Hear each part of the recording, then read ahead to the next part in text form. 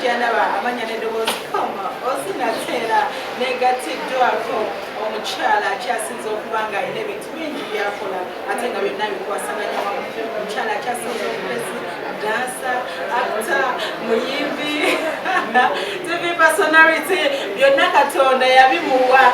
Now we take up a year or more. I just swag. Oh, don't go to put Charlie down. What I'm so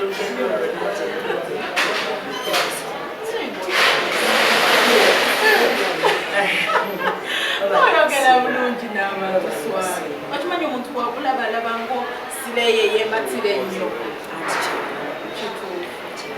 first made out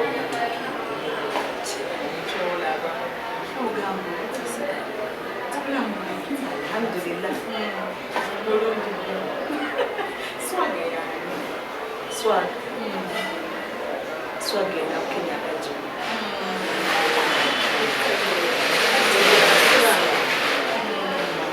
Proud Muslim.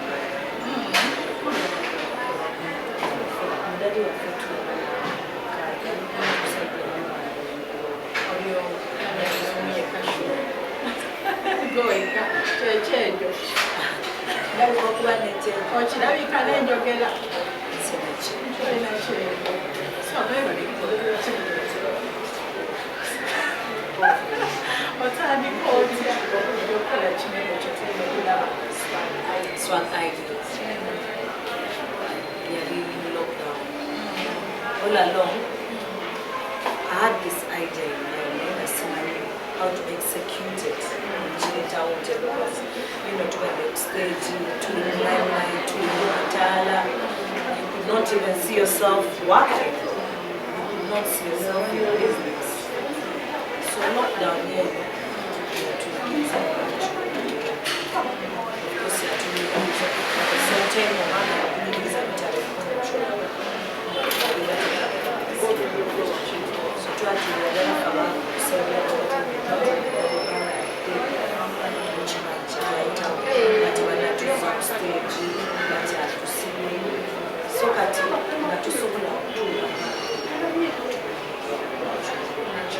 so that's how it came.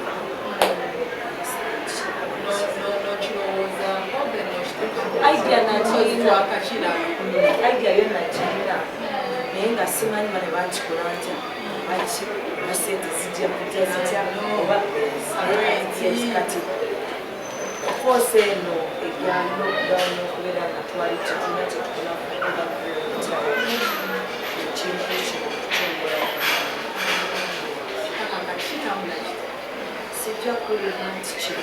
it's promising. Baba because everyone is here. Never know hours. But what is my fans and they are here to support me. And I really appreciate all my fans and their mama even so like this. Bon, but only your Omuchiana and your Kola the biggest percentage, actually I would say 90% of my clients are all my fans. And I really appreciate it. Yes, on TikTok, Instagram, Facebook, and YouTube. I really appreciate it. So, what's my I have a diploma in mass communication, journalism,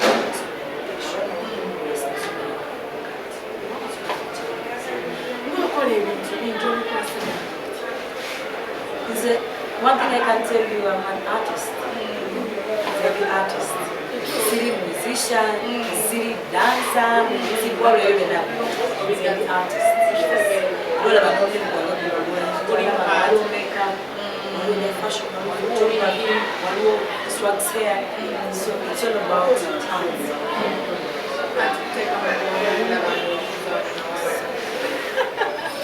How will you describe because of the video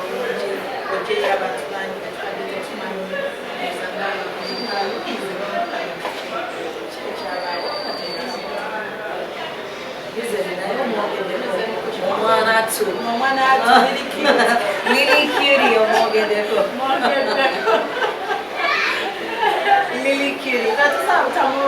lirikiri lirikiri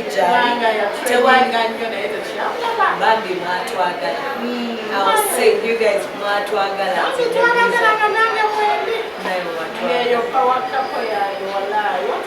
are you sure? Thank you. Thank you so much. Uba watwagala baba lero kutwalira ate namwe abakiteekawo abawagizi because nawe nakera kumaca nenkola video nange ogindolanga waliwo abawagizi awo kirina nawola okuba meze nolabanga okuba edansolo nekitakwatayo nogenda mu bandi ne bakwagala olondawo ki so why not twali tulina okubonera mu video because ate kibi but kuba musango surprise omuntu gwokola naye okay reason jai is at home omuwulize mula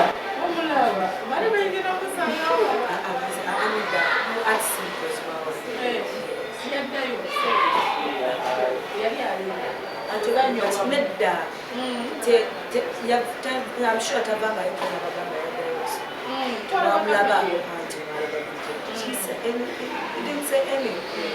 he didn't say anything like wakuba social media in-laws yeah, but he didn't say anything like I went back to school or something like that. But yakola because but he's cooking something for you guys. Baby, yes, I need to tell you. Yeah, just be ready. Him because of yakola. That's what I'm saying. That's it.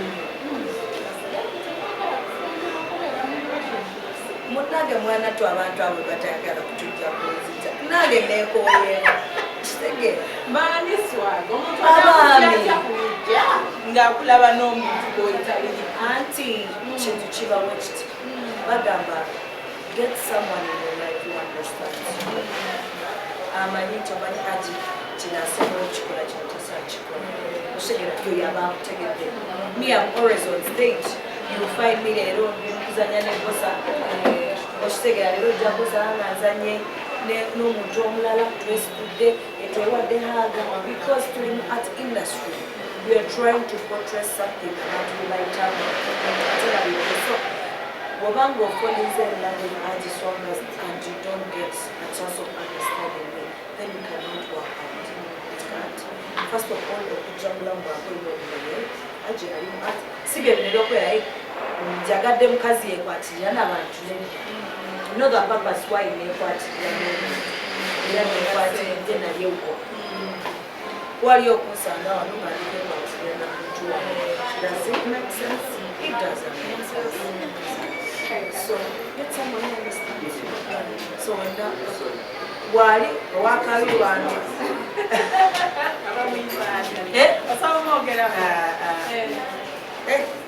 bakibazo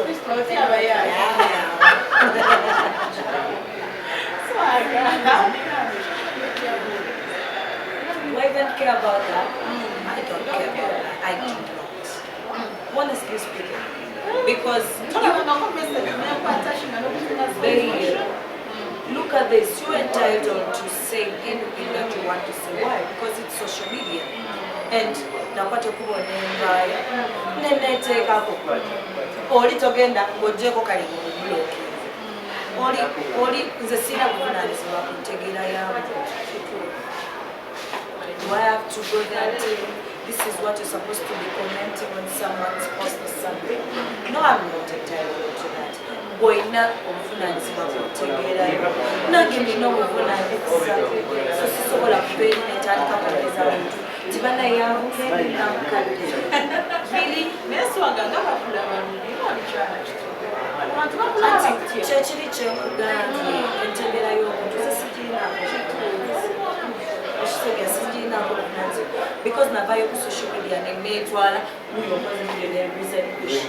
Of course reason push oli akumina kakadde abamcha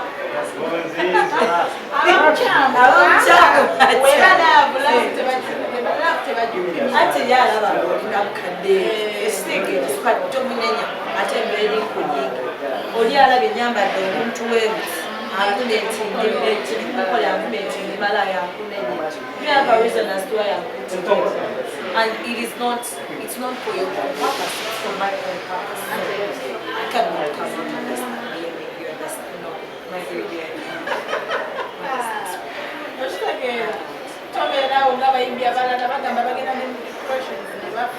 Anti kyekyo kyokugambye obuzito bweweetekako omanya ogenza ku social media. Will you handle that pressure? Baby, I can handle the pressure. Whatever. Babe, I can. And that's why I'm still living my life. Yes. Binge your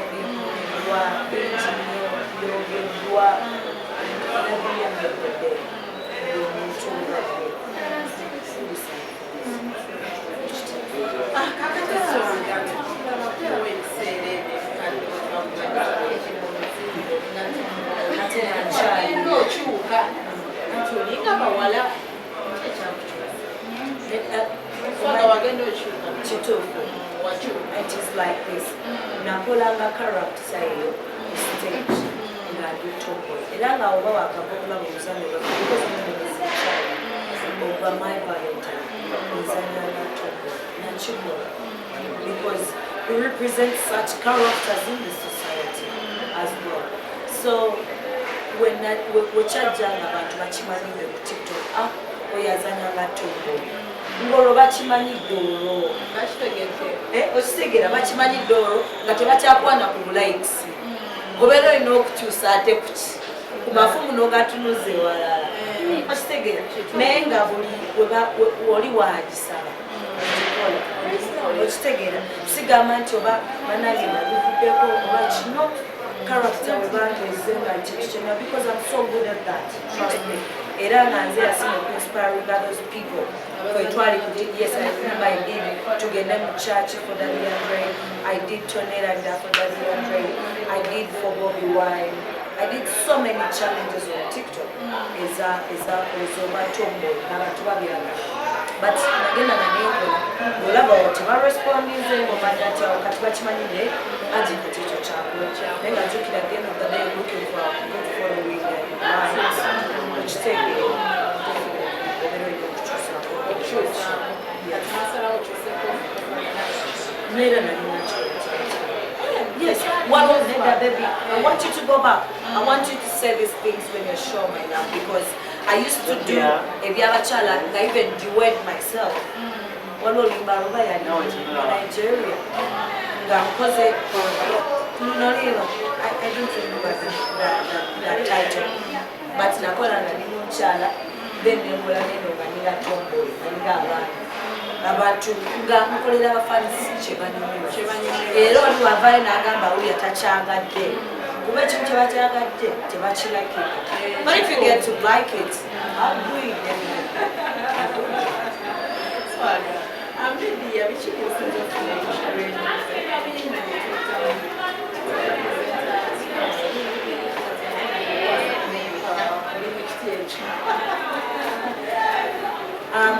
of course you will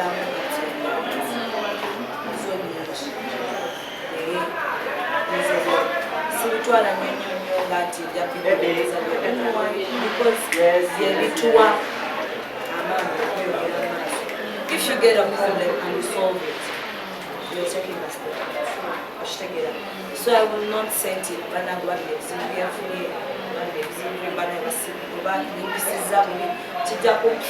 I find a way of getting out of my way. But one thing that has ever challenged me is when I walked with, I don't know what I'm supposed to say, but when I worked with New Vision, yes. When I worked with New Vision, yes. It was a big step. And it was such such a very, very big turning point of my life. Nayate and the Chisura Mukons. I had my internship. I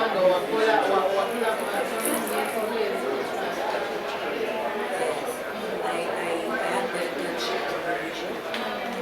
So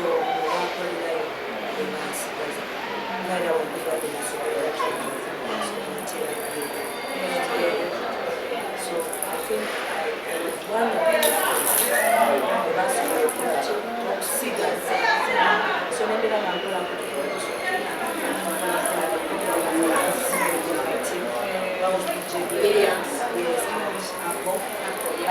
DJ Lian Apple ya Kevin. Netukola nga gyetuye tukulakola abatulabe ne batulaba abatatulabye ne babeerako engeri gye batutegeera. So now that's when Natalie, I think for the first time she went to Ghana in America, and there was another thing that so producer was showing this film. We are so I went, I remember it was even a Friday, me preparing to go for prayers, to my prayers. So he called me.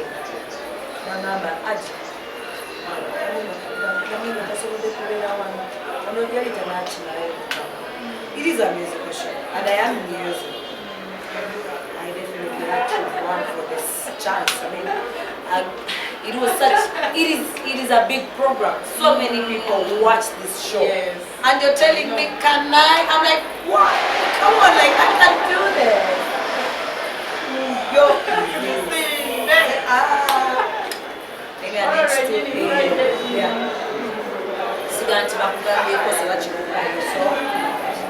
But I went there. Yes, people appreciated it. Reaching out. So now for this time, I feel na delay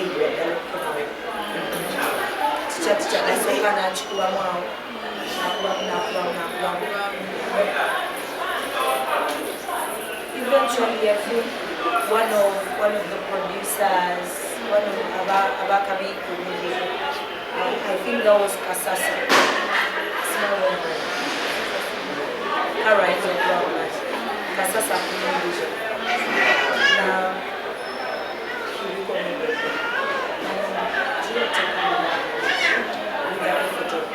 because at least the people are young and teachers because they are producers for Makasi. Nega na nchi tulam Nanga chayo giranga namba ati swag atuli them na because I knew it wasn't my program. It was my 2 years. But eventually to get a blama but moge debinji nibitango kwitina nabane bamugobye nenga nange kenyini simanyi kye abana bankuba nawe nokkiriza abana bankuba anti nakugambye I don't care. I don't I appreciate the fact that you're good, but what is my, how do I receive that?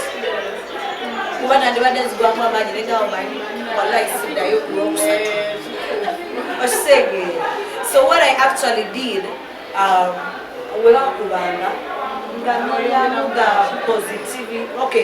positive comments zitya ngawo nogamba oba aji akakabiri tekatereke ogenda okubuzaako ne kuba n'omutunda mukambala akakumumide. So usually the makeup I used to do in that show yalinga mungi I remember nenziraba I started revising myself because nalaba ng'atende ennyamba kye nakolanga sinza kulima nti siziraba nalingenayo ngaziraba ngamba kati wano mawulire collections leero kano kebagambe because yanyambaza nti leero kano osegera sezo tetuddamuza ebitateyi tebinyumira bulungi ngeri gye nafaanana ddadi tebinyumira bulungi ebitateyi mawulire ebitateyi tubikendeeza abaana abamu so ngagenda ku no comments. Yes, but because of course, and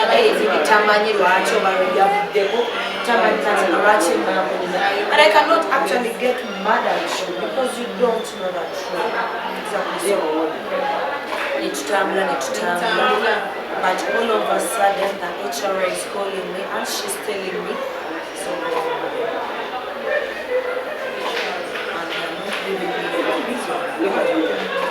But me standing here, you have the guts of calling me.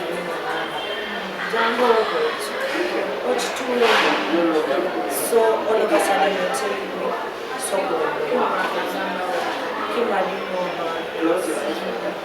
Sita Kumwa is where I am, but he didn't know about this.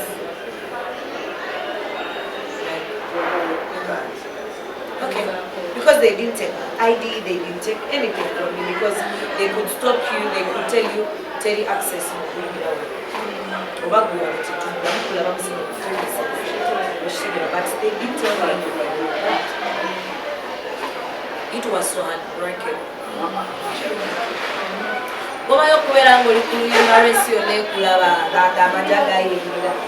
No.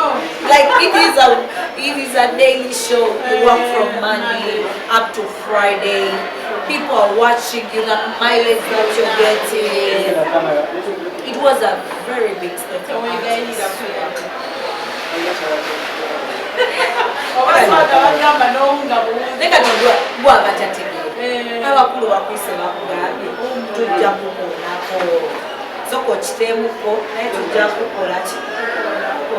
Definitely are to it.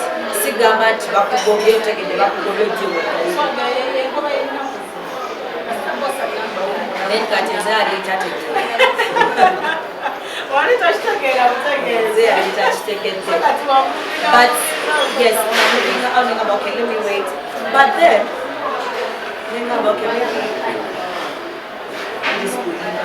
I still have my program because it's so many people. Then also DJ and Apple are telling me, what is this? Like, what did we do? Like, give me a reason why. So I just told my manager, my passion. Let me put it in November, please. Try so hard to my manager.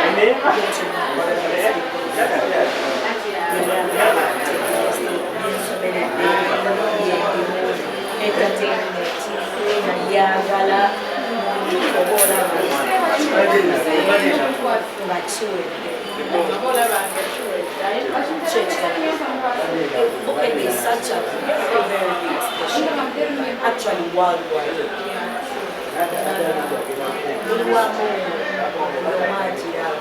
So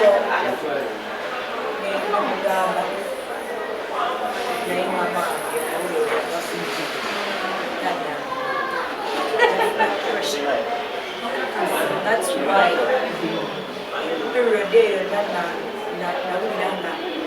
hated what they call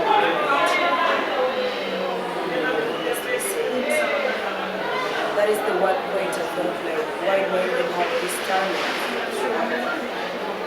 Because what you when I went to Jacob because I'm trying to took Jacob because of Jacob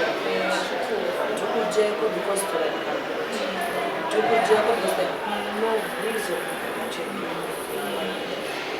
Maybe I revised myself. Nothing like that. But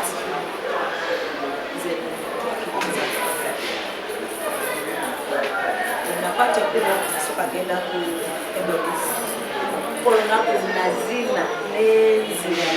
I was on stage nenzina. I want to not to think about it. You will not dance for it. So I went back for my phone, my manager and my mom. So then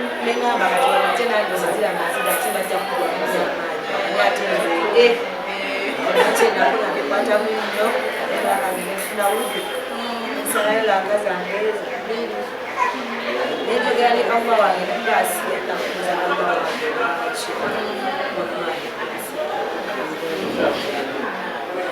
naye ndi ku musaalo ogwo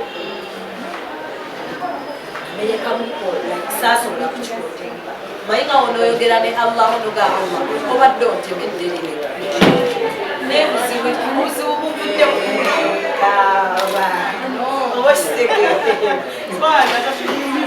yes, that was the last time nakayira era kuva we nakayira nga ndi maaso ga Allah wange maze okukaaba kati Allah yantegete yayina ensonga lwaki. So I think that was the one time ja Ebonis ebinyigiriza ennyo ojjako okubeera mu society y'abantu abangi nemubeerawo n'obuyoboyo but the difficulty n'ogamba nti oba nfunga ssente because we are being managed mukama ekijagamba nti leero mbuliddwa ssente etereka mu labonita ennyonyi ndinnye sifunangako obuzibu bwa kugula tiketi sifunangako obuzibu bwa kusasula visa akanlike jedabiko wekitiibwa yekubeerawo okulabika ng'ekitwakisooti. Yes, but that is the one thing that has ever challenged me. Then netugendako ne TV stations endala n'ogendayo waliyo nnyo ekikono nali mbiko ebyokukola. Look, this is limelight and everyone is looking, like fighting for space.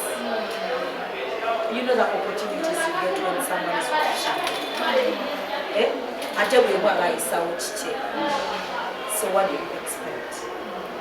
So kama banga takuliseeko kasuulu wekikono ne bakikuba n'okibaamu ekibaamu akitegere.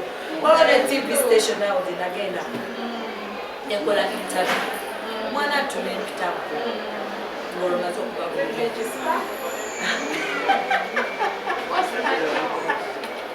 wanje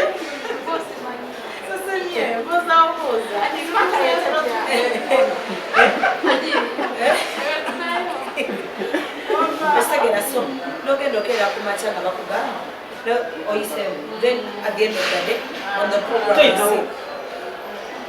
program no, like on the program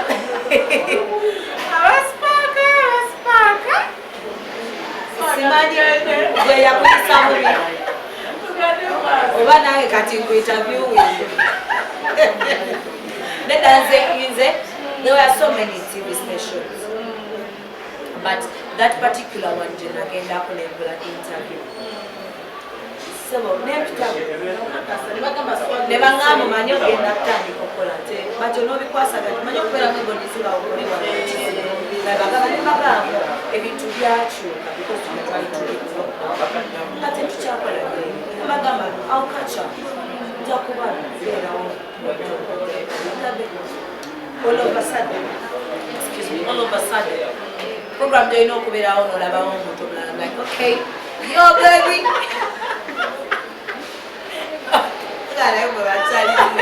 storage ogwo tegubadde gwange nzikiriza nnyo amwa wangenewabeerawo era muprogram newabeerawo avaamu genda okulaba abantu nga bana bakulira ati jangu sikyayo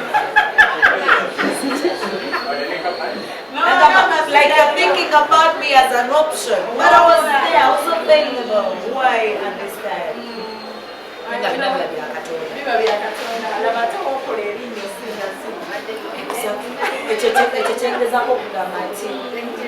Even that specific television tried to come back to me and they called me like, Ati, I'm like,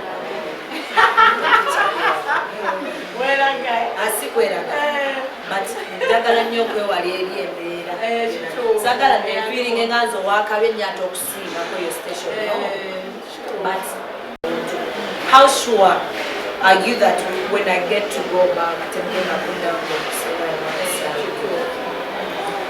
ngamba manye chamibya kasoke nchike njane nchite nekuba TikTok yange era TikTok yange kubasoga babati yori kati yes and I'm there because of the yeah na era namugambira one mmanyi njagala tukube ekintu kino okusinziira nga wekiwulira simple wekiwulira era nga I'm sure I'm giving them my best because I'm doing it now my way sichikuba because njagala munteko kuninga inokulaba ati agamba kanchikube nga wekiwulira tumanya no program gye okusobola ya Friday night mix with wakutano zijenjulawe nkubye sawa zange za 3 mama kuba muziki tewali akona kyenjagala ate la try to give it my best and the management is appreciating so I got a team that understood my situation because na munyondo namugamba ngabana bino we kuma nali nchigobyo nanga mkaji are you going to be like that for the rest of your life? No, come for it.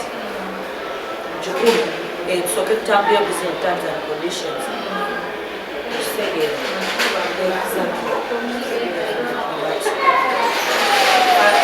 So like what's up? TikTok here. TikTok here. Tena bakutandika kusasula nnyo.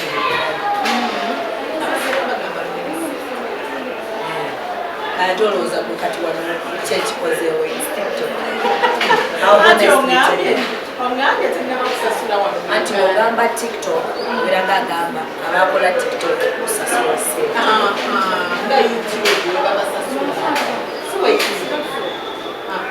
Batono nnyo bwe baba kajeera. Abasasula. Yes. Batono nnyo. Kubanga batugambe enamba TikTok the thing is like this, whenever you go live, there is what they call gifting. Gifters. What? So you turn those gifts into coins. At Boba in the $dollars. So chokola bera abantu abasinga bagenda live.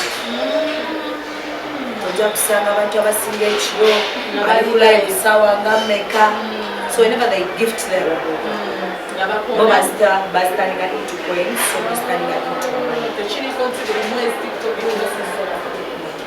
It's not like that. Now here TikTok, what you feel is like a endorsement that you get.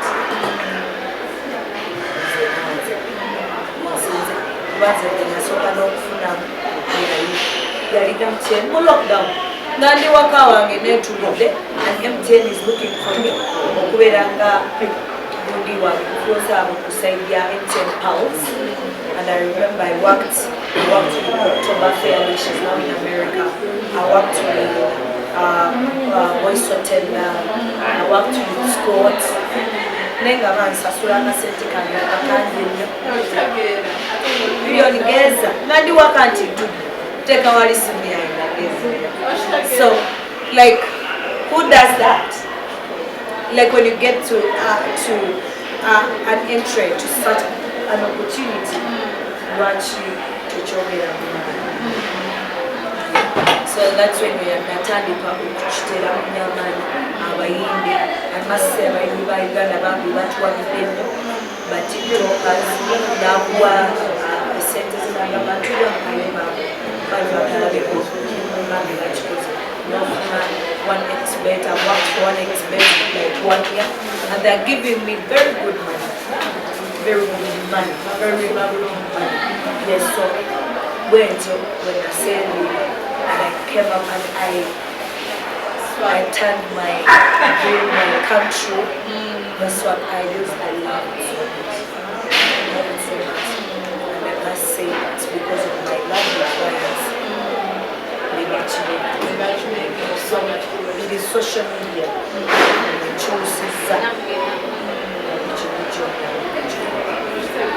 So abali ku social media bangi bagikubye ekikono bangi bajogerere bati twasalawo jagala mungi swaga katalekeka era nani batekeka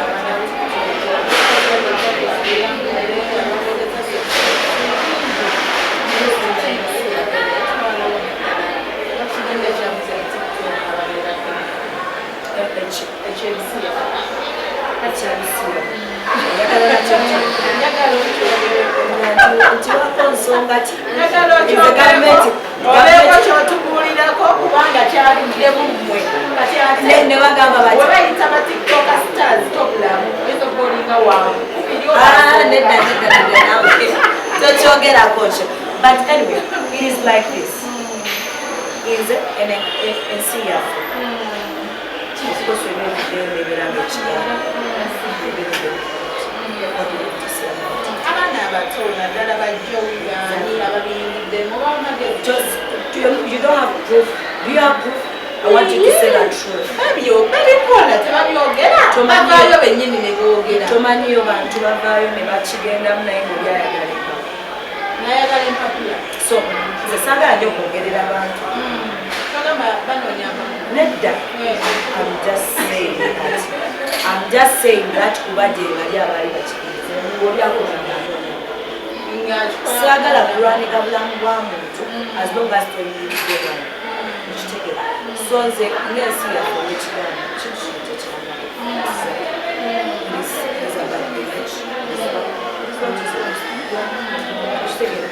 influencing someone to go into it. But I don't want someone to do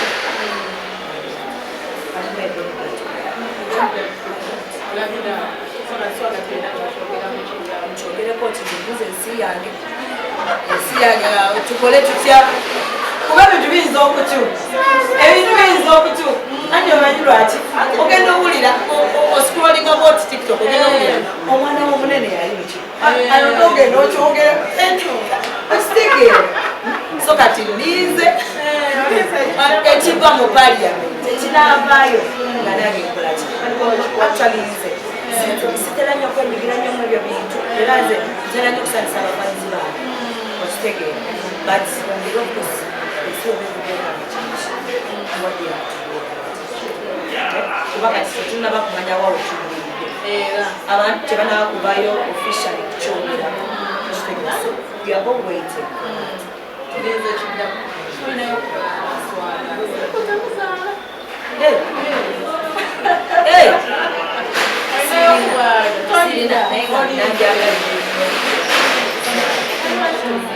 anjale mwana ogambye oyida mugambe ne lwaki tonzijjamu mwana naawe nga nzijemu omwana mujeeri ani ono liri cute.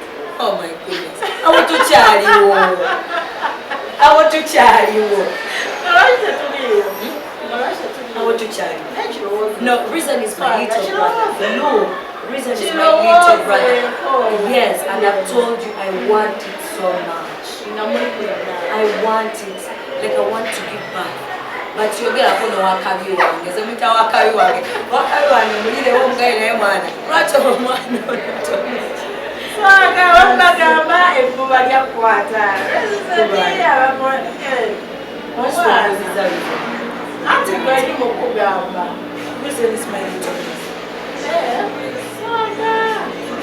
basiriwaza kingani otsiruwaza na is my little brother. Moche mwagala. That is my little brother. Awa nyini omulungi ogenda kugambira subscribinga sharinga repishana stardom tukuleetera abacelebrities ko ab'enjawulo kubanga ate tuwayamuko nabo kino agiswaga ekiro kinene kiweesa ekitiibwa. Oh my God, this is so thank you so much. Miranda,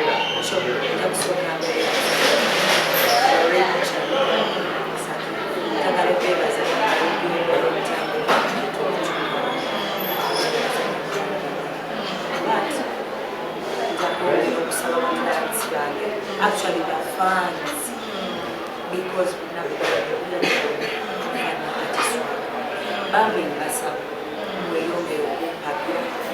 Swag Ideals is an event company. Ekola decoration. Kitegeka timba ku mikolo gyonna.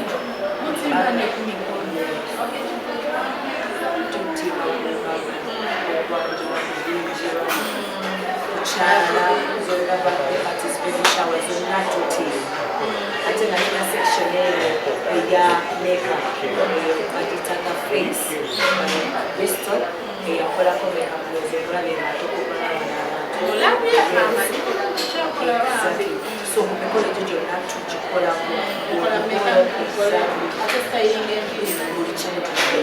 just like someone's home center omugole omusiraamu tukuba hena nga omulaba ngalo zange tugenayingira mu kisiibo oyagala kukutokola ne hena jangu oli mukyala suba yabirawo kulabira ngaakulabirira bulungi so the face wali ku makeup tunaja kuba omufula tulina section eya swags picture kwataganya ne photography ne videography waliyo omwami moshi ne Hassan baba bakulindiridde okukuba ekifaananyi obwedde balaba beetala wanakuba kamera kago zonna zonna so ku mikolo gyonna professional pictures zogenda okufuna ne videos tubeerawo kulabira tokwasaganya tulina swags here ezo swags here zanjawulo size eza bulijjo njagala abantu bazirabe Hassan kindly send me that piece eya swags here eyakakofiire please bring it right yagwa baby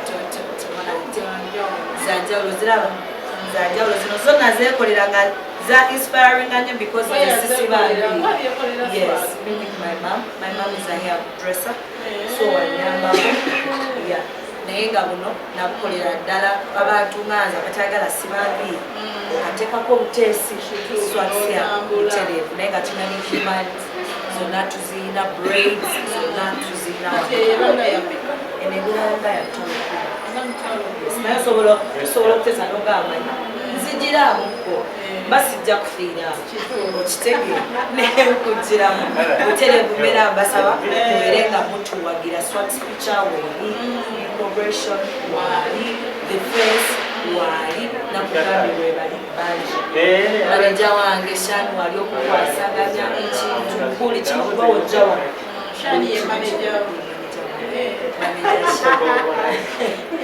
manaja wange so mbadde mbasaba bannange mujemu agirina tusangane kwaliwa Park Plaza F1 563 omubire ku namba eri 0706 59 2677 WhatsApp otufuna kutebaladakonakutuliswakisikyagweri ku Instagram ne ku TikTok ne Facebook eri ku TikTok ne Instagram Swag Ideals yonna kuri Instagram ne ku TikTok yes nenga tumulako mama wange oyo no yesu maraki nikyeni esawa mama Swag nebaza ne Ricky Collections anyambaza abaana bampanaawo ku social media yes Ricky Collections thank you so much betim yange management yange nebaza Maikema Obama tima bambi nayo egola banjirira wonna thank you so much okay I want to know why I was going to sit out to them just for the morning.